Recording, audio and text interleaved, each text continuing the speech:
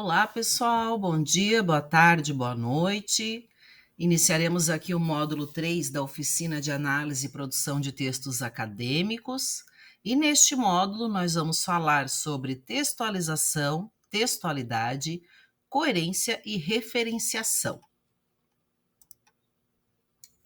Na aula passada, nós falamos sobre a leitura e agora nós vamos adentrar no universo da escrita. Essa primeira parte visa responder perguntas como: o que é um texto? Do que se trata a textualidade? O que são critérios de textualização e como que isso pode influenciar no nosso processo de escrita?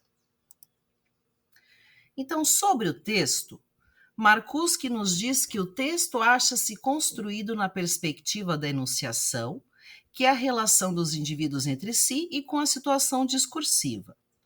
Pensem da seguinte forma: produzir um texto se assemelha a um jogo. Todo jogo tem um conjunto de regras, tem um espaço que pode ser um campo, um tabuleiro, uma mídia digital, tem uma série de atores e cada um tem a sua função. Para que esse jogo aconteça, todos devem colaborar para o mesmo fim, todos devem jogar o mesmo jogo, sob as mesmas regras. Imaginem, por exemplo, se nós tivermos na mesma quadra uma equipe jogando basquete e uma equipe jogando futebol. Não haveria um jogo, certo? Assim se dá com o texto. Os produtores e receptores de texto, que são o ouvinte, o falante, ou o leitor e o escritor, devem colaborar para o mesmo fim e jogar dentro das mesmas normas. A produção textual envolve decisões conjuntas, por isso que é uma atividade sócio-interativa. Por exemplo, se você pegar um texto em um outro idioma, digamos que você vai ler um artigo em russo. Se você não domina esse idioma, aquilo se torna um texto para você? Ele fará algum sentido? Provavelmente não. Será só um amontoado de gráficos que você não reconhece. Por isso que é o texto um evento comunicativo, no qual convergem ações linguísticas, cognitivas e sociais. Adentrando na textualidade, ainda Marcuse nos fala que o texto se articula entre o plano discursivo e textual, sendo que o discurso é o plano do dizer, é o objeto de dizer, ou seja, sobre o que você quer falar. E o texto é o objeto de figura, que é o plano da esquematização, da configuração do que você quer falar. Nesse sentido, o discurso, que é o que eu quero dizer, é influenciado pelo contexto, que são as condições para a produção desse texto. As condições de produção determinam o gênero que eu vou utilizar no meu texto. Em qual plano eu vou enunciar o que eu quero dizer? Qual é o modo discursivo apropriado? Qual é o tipo textual que atende a essa necessidade? Muitas decisões de textualização devem-se à escolha do gênero. Se você precisa produzir um cardápio, por exemplo, você vai usar um certo tipo de configuração de texto. Já se você precisar produzir o anúncio, por exemplo, você vai usar um outro tipo de esquematização textual. E os objetivos são diferentes. A própria seleção da linguagem segue a decisão do gênero e o seu funcionamento discursivo no contexto pretendido. Por isso que Bakhtin diz que os gêneros são tipos relativamente estáveis de enunciado. O gênero se altera conforme a necessidade do nosso projeto de dizer. Ao mesmo tempo que o gênero ele não é uma proposição rígida, fixa. Os gêneros se articulam com a sociedade e com as mudanças que a sociedade sofre. Lembram da outra aula que eu falei sobre a carta, que se tornou um gênero obsoleto? Pois é, porque hoje a sociedade já não entende mais esse gênero como necessário. O texto tem relações situacionais, que são contextuais, e cotextuais. As relações cotextuais se dão entre os elementos internos do texto, anáforas, a concordância verbo-nominal, o uso da regência verbal nominal, por exemplo. Já as relações contextuais se estabelecem entre o texto e a sua situacionalidade ou a inserção cultural, social, histórica ou cognitiva. Não se pode produzir um texto considerando apenas a linguagem, já que o sentido do texto é elaborado através da cultura, da história e da sociedade. e envolve conhecimentos individuais e coletivos. Aí nós temos barreiras, por exemplo, como o idioma, barreiras culturais, costumes. O que pode ser compreensível para mim pode não ser para você, dependendo da sociedade em que eu vivo e de qual é a cultura em que eu estou inserida. Sobre a textualidade, Marcuse explica que a textualidade não é uma propriedade imanente a algum artefato linguístico e supõe pelo menos 3 aspectos. Primeiro, um texto não é um artefato, um produto, ele é um evento. Sua existência depende de que alguém o processe em algum contexto. Segundo, que um texto se define num contexto sócio-interativo, que foi o que eu falei ali atrás.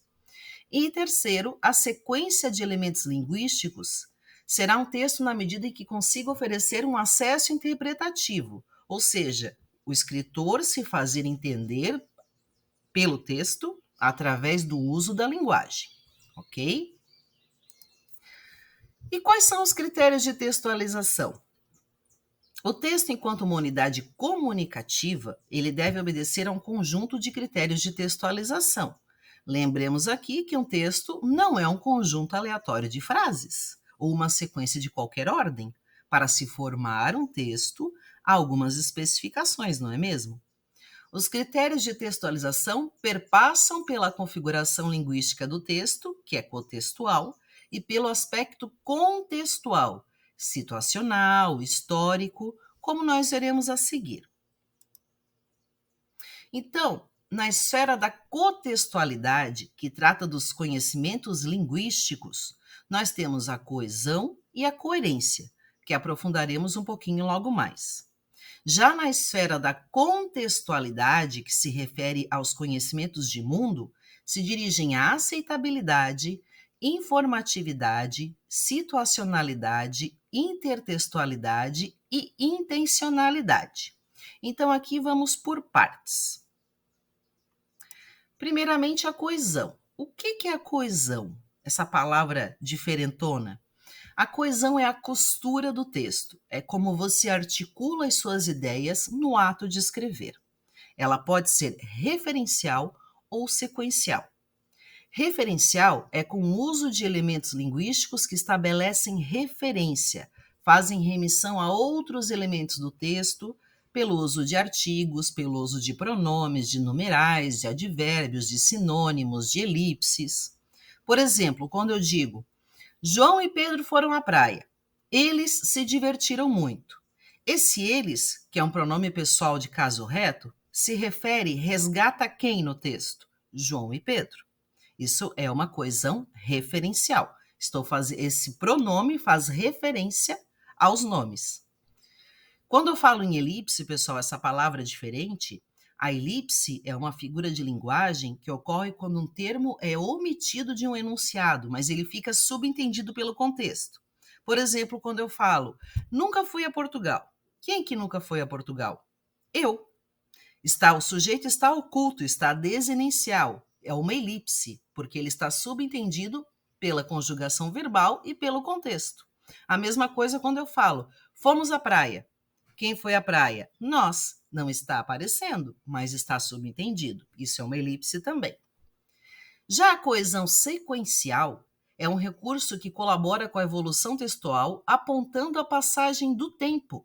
Se opera com o uso de operadores argumentativos, que são conjunções de oposição, causa, fim, condição, e organizacionais, que são de espaço e tempo.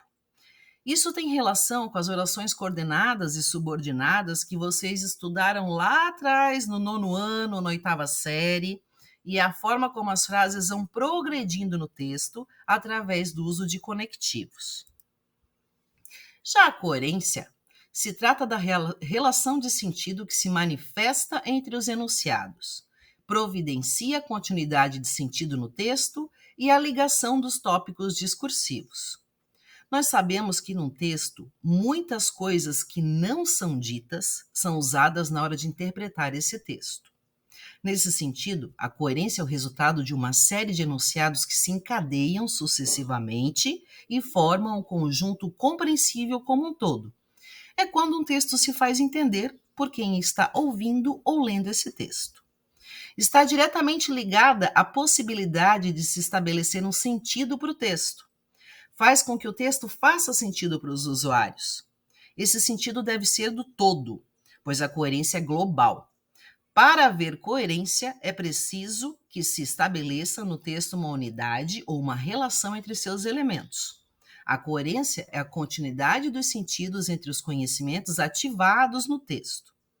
Se trata de um critério de textualização, porque a escolha de uma palavra inadequada pode comprometer totalmente a compreensão do seu texto. E essa compreensão depende de alguns fatores, que aprofundaremos a seguir. Quais são os fatores que contribuem para que um texto seja compreendido? Quais são os mecanismos que utilizamos no exercício de compreender um texto? Elementos linguísticos servem como pistas para ativação dos conhecimentos armazenados na memória, para elaboração de inferências, orientação argumentativa, etc. Quando nós falamos em elementos linguísticos, estamos nos referindo à palavra e ao uso da palavra.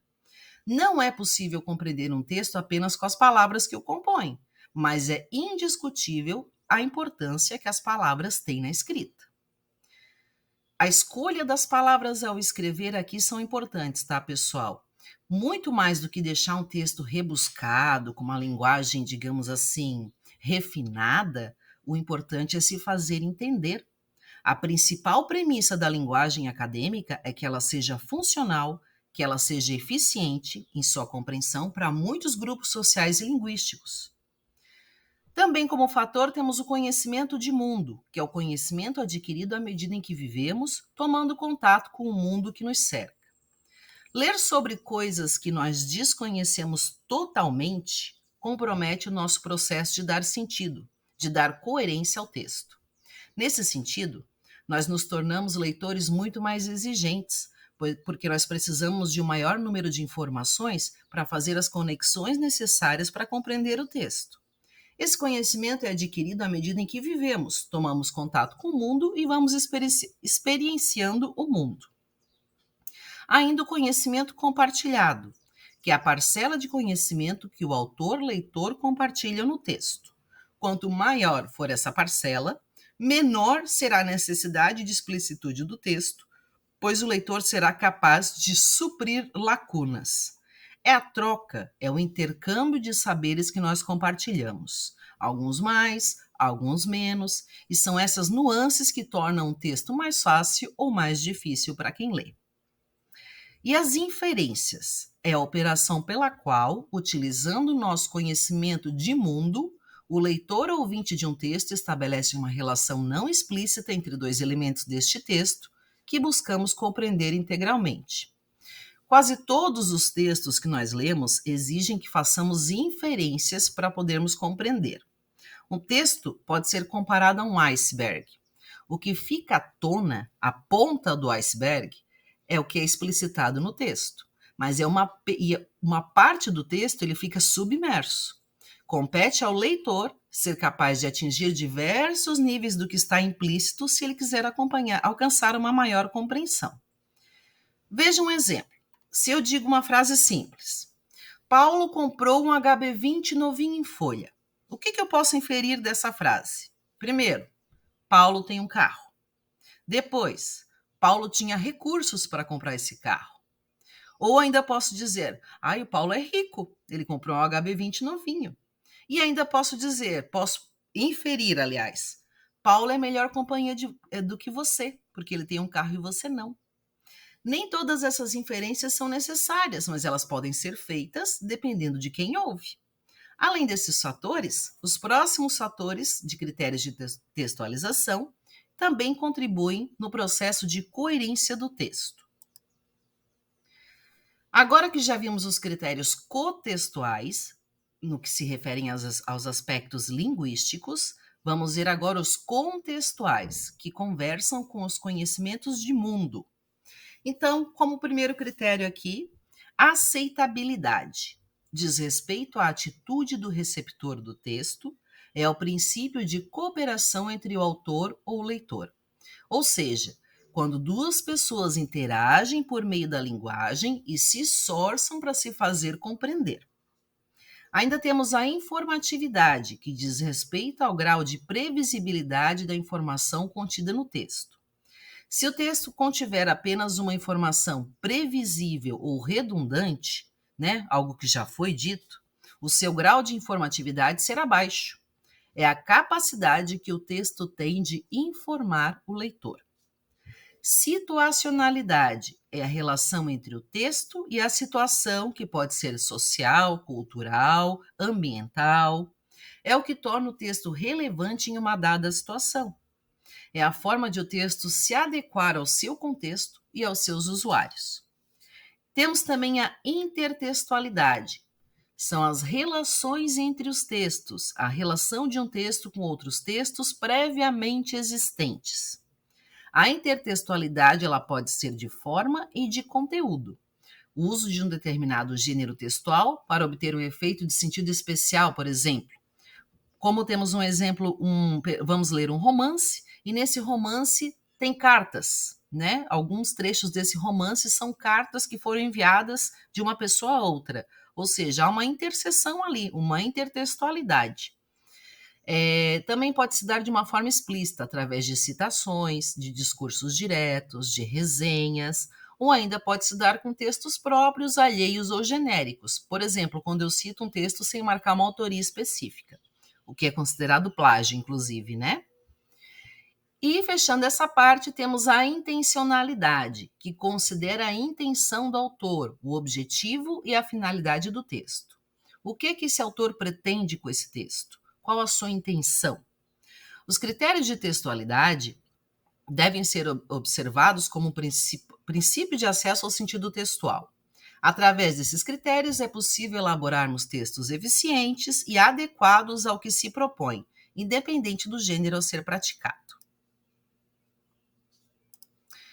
Agora vamos entrar na outra parte. Vistos os critérios de textualização, vamos falar agora sobre os processos de referenciação e de progressão referencial, que seria basicamente o tratamento que nós damos no texto às referências que nós utilizamos. Então, do que se trata a referenciação? Quase todas as palavras de qualquer idioma possuem um referente, um sentido que é atribuído àquela palavra. Entretanto, Koch nos explica que a referência não se trata de uma simples representação extensional de referentes no mundo, pois a realidade é construída, é mantida e alterada pela forma como nomeamos o mundo e, acima de tudo, como nós interagimos com o mundo. Por isso, a referência deve ser entendida além de uma representação extensional de referentes no mundo, mas sim como uma operação que realizamos para designar, representar ou sugerir algo no discurso. Simplificando, o significado das palavras é elaborado socialmente e, por questões históricas, sociais e culturais, podem variar de um grupo para outro. Vamos usar aqui um exemplo bem prático. A gíria pão. Hoje o pão, você entende pão o quê? Um artefato de comer, certo? Na década de 60 e 70, se dizia para designar um rapaz bonito. Ah, aquele moço é um pão, Hoje não se usa mais esse tipo de gíria. Se um adolescente ouve isso hoje, ele vai ficar tipo, do que essa pessoa está falando? Nesse sentido, a referenciação é um processo não apenas de elaboração da informação, mas de construção e reconstrução do próprio real. E vamos agora à progressão referencial.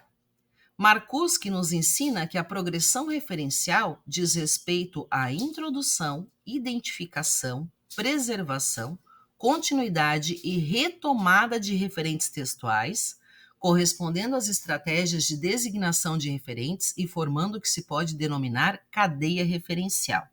Ou seja, é a forma como nós articulamos os referentes em nosso texto, como nós propiciamos ao leitor a articulação das palavras e os seus significados no percorrer do nosso texto. Koch nos explica que a progressão referencial segue basicamente 3 princípios: a ativação, a reativação e a deativação.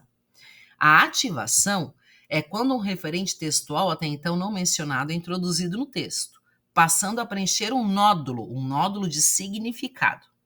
Já a reativação, um nódulo já introduzido é novamente ativado na memória de curto termo por meio de uma forma referencial. E a deativação é a ativação de um novo módulo, desativando o referente que estava em foco anteriormente. Vamos ver isso numa frase que eu acho que fica melhor para vocês compreenderem. Certos formadores de opinião celebram as virtudes da guerra. Parecem mais interessados na quantidade de visualizadores de suas mídias sociais que na dor de todos os atingidos pelos desastres. Nem todas as pessoas que vivem nos países em guerra concordam com o extremismo. Um exemplo bem atual, né? Então aqui nós temos a ativação, certos formadores de opinião. É a primeira vez que eu falo disso, certo? Depois eu digo, parecem mais interessados. Quem é que parece mais interessado? Os certos formadores de opinião. Estou reativando essa referência.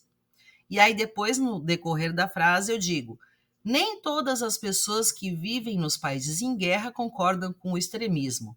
Ou seja, eu estou deativando, estou trazendo um novo referente aqui na mesma frase. Por isso são processos de ativação, reativação e deativação.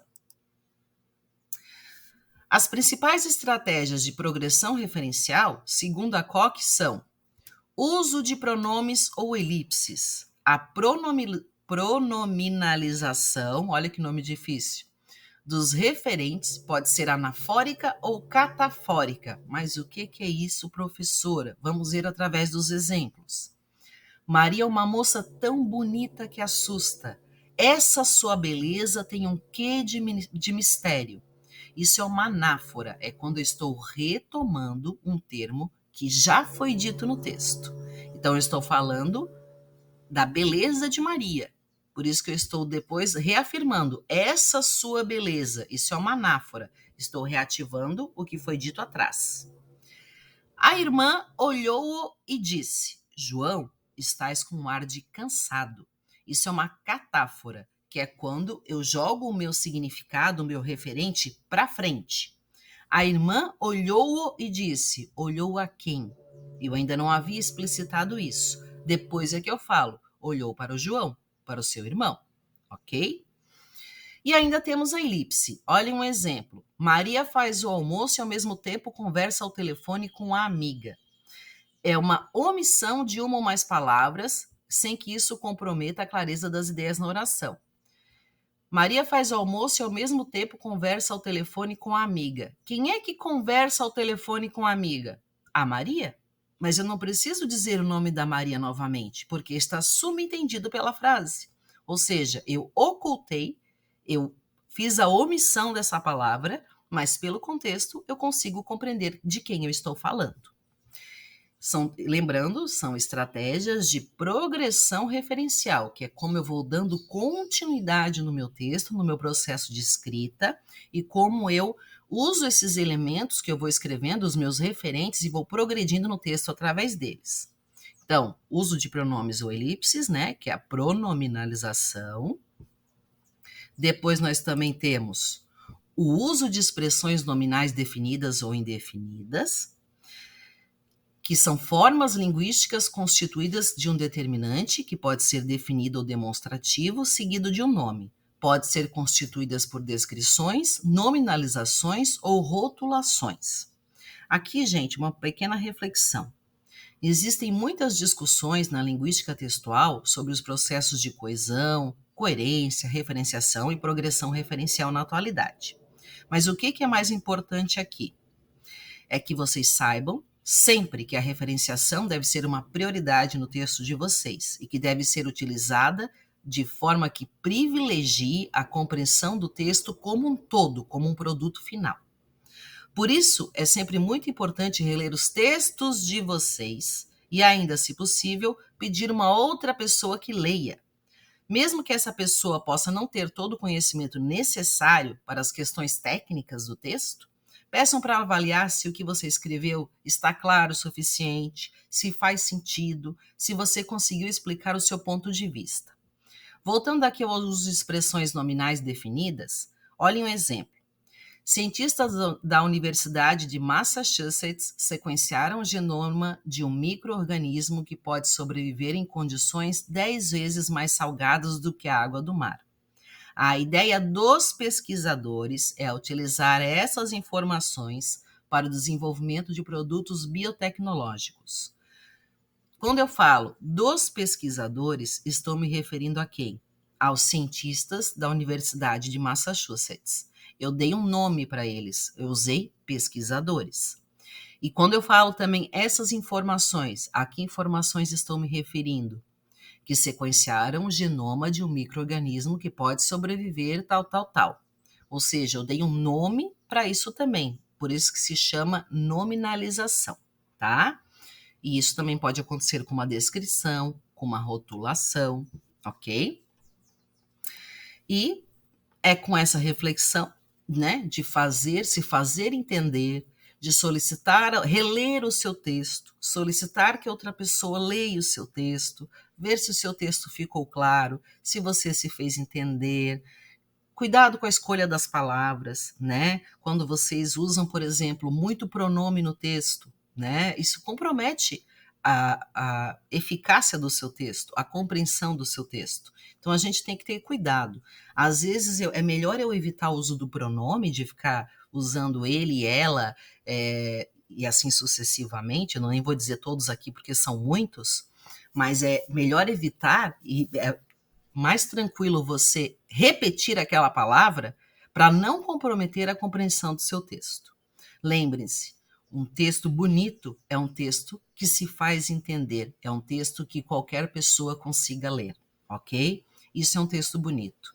Nós não precisamos de uma linguagem rebuscada, de uma linguagem de um alto grau aí de técnica. Nós precisamos é que as pessoas entendam o que nós estamos lendo, ok?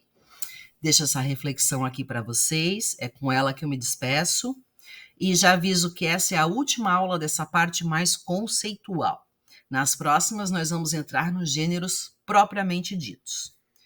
E também lembrando que os exercícios referentes a esse módulo já estão disponibilizados no bloco de atividades. Agradeço a dedicação de todos e até a próxima aula.